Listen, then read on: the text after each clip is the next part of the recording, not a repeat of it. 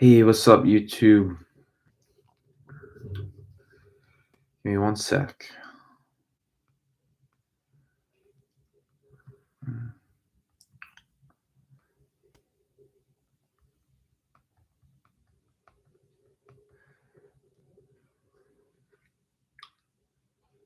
All right.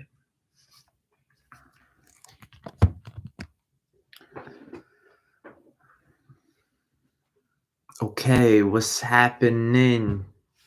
Hey, everybody. My name is Michael Music. I guess where do I start? So, a little bit about me. I have been reading this cool book called Think and Grow Rich for about 95 episodes now, and we are about to dive deep into a fear that's really interesting and that I would love to really break apart because remember, as we said, all of these fears are just ghosts. They're made up. So the fear is called the fear of criticism. That's the conversation today. And my plan wasn't to so much read word for word this fear. It is a short one. We read it already, but my goal is to go over some interesting points that I thought. It's funny. In the book, The Fear of Criticism, he actually just says he starts it off with just how man originally came by this fear. No one can say definitely, but one thing is certain: he has it in a highly developed form. Right. This fear is so deep, right? And I really want you to ask yourself, like, do you care about what people think about you? And uh you might say, nah, I don't really care, but there's some questions on that. I actually could go through some questions on addiction to approval. That'd be cool live to do. Now this is interesting. So keep in mind here. He says some believe that this fear made its appearance about the time that politics became a profession. Others believe it can be traced to the age when women first began to concern themselves with styles in wearing apparel. Now, why did I say this was interesting? Right, we just got past some election. Truthfully, I have stayed so out of the loop in politics. I don't even know what it was called. Maybe I couldn't even tell you, but I do know this. All right, I was trying to watch the Phillies World Series, and I'm being bombarded with these political campaigns, and it was so fascinating because the campaigns weren't about what was good about the one candidate, what he planned to do for our state. All the campaigns, I noticed there were three campaigns in a row that would just bash the other candidate, and then it was a formula of one campaign saying what he did well, and then same for the opposing guy. Three campaigns bashing the other opponent, one campaign of what he does well, and it's just fascinating. So maybe this fear, right? It stems from the fact that like politics, like we're at a point now in our country where it's just bash the opponent, right? Who's less worse? That's where we're at politically, um, which is a shame. But is that where this fear came from? Is it where new styles came out for women's clothing? Like who knows? But at the end of the day, how is this fear holding us back? And what can we do to really uncover this fear? Now, now it's interesting. He talks about criminals, right? And it's interesting that criminals will not only steal from others, but they will also criticize the people they steal from in order of a way for them to justify, right? Right. Some people may steal from Walmart and be like, screw Walmart. They're making so much money anyways. Like I deserve to steal from here. They may make up excuses on that. So that's another root of where it came from. Now, he gives some examples of the fear of criticism, but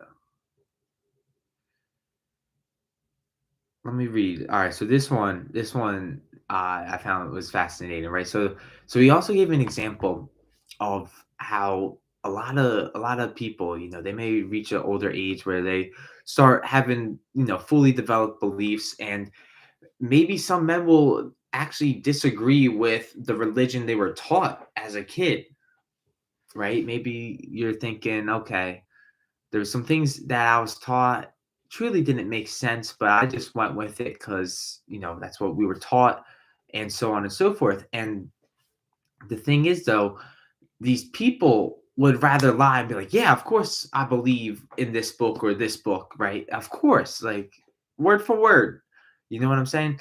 But rather than state their own beliefs about the start of creation and so on and so forth, simply because they fear being criticized, right? The list goes on and on. So these are just some examples, but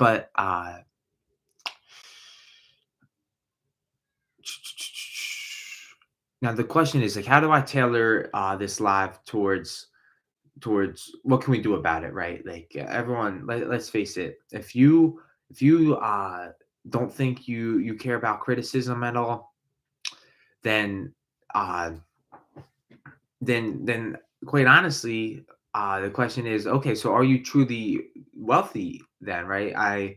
I guess I would have to ask you that, because the formula is laid out for us, right? The Think and Grow Rich formula is laid out for us. uh Nature, where am I going with this? So for me personally, right, I've been given the formula time and time again on what to do to become rich. What do I've told some of the greatest mentors in the world, like, what it is that I really wanted to do in my life, and I've still held myself back because of this fear of what other people will think about me, right? I acknowledge that, okay, yeah, I do care a little bit about what people think about me, and as a matter of fact, the monster was small. It was a symptom, or a situation where it grew. But the question is, can you get to a point where you truly don't care what people think? And I always I always did wonder that. I know I hear a lot that when you're 6 years old, right, you just stop really caring about, what everyone else has to say, right? Because you're just at a point where, like, honestly, why did I waste so much time with my thoughts worrying about what they might say? Now, this one's a tough one, and I think the conversation needs to be around the conversation of addiction to approval, right? Am I addicted to other people's approval? And there are some questions I can definitely ask in regards to that, rather than just read examples from the book. I think that would be a better way for me to explain this fear of criticism. But I guess, on that note, let me talk about the symptoms of the fear of criticism. But before I do, there's one last thing I want to read.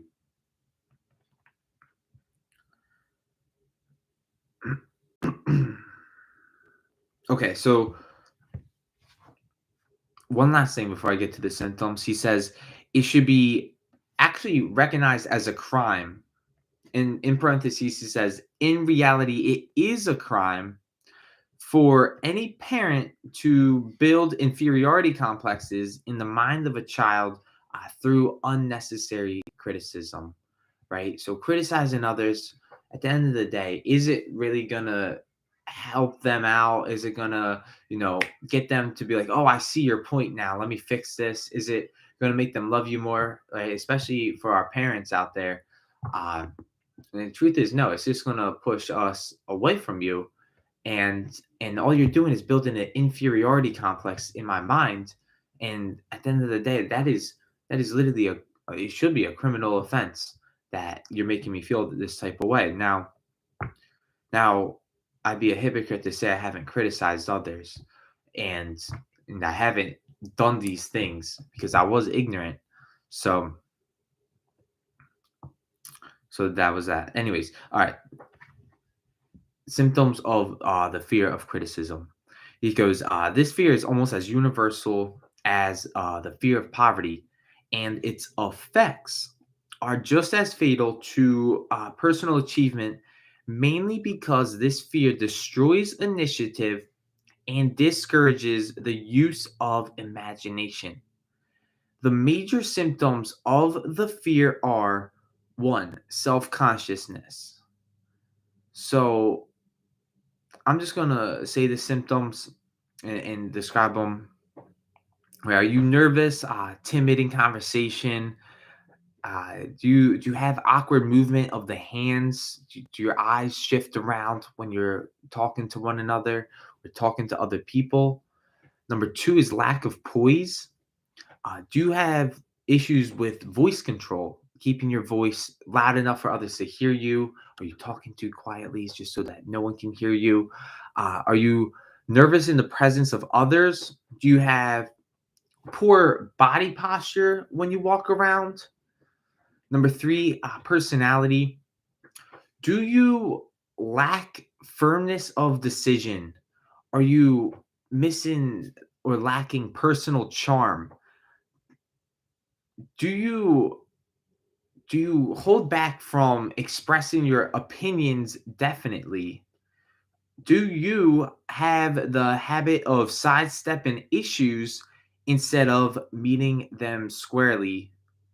And are you more willing to agree with others without careful examination of their opinions than to say, no, I actually disagree with you, and state your true beliefs?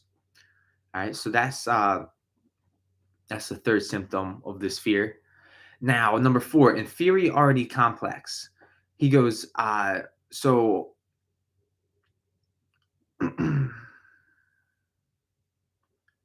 he says this is the habit of expressing self approval by word of mouth and by actions as a means of covering up a feeling of inferiority. Not sure what that means, but do you feel inferior and are you covering up, acting like somebody you're not? Do you use big words to impress others, often without even knowing the real meaning of the words?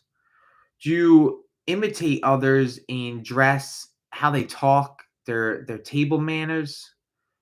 Are you boasting of imaginary achievements, right?